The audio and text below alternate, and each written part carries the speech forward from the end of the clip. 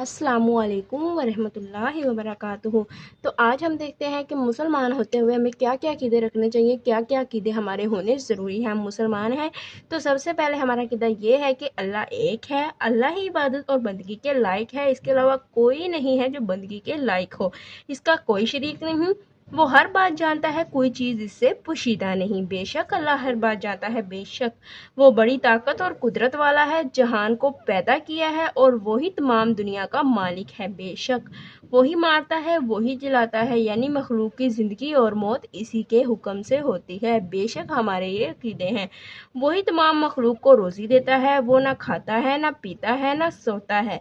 वो खुद ब खुद हमेशा से है और हमेशा रहेगा, और किसी ने इसको पैदा नहीं किया है। ना इसका कोई बाप है, ना बेटा है, ना बेटी है, ना किसी से इसका रिश्ता है, ना ही नाता है। वो इन तमाम ताल्लुकात से पाक है।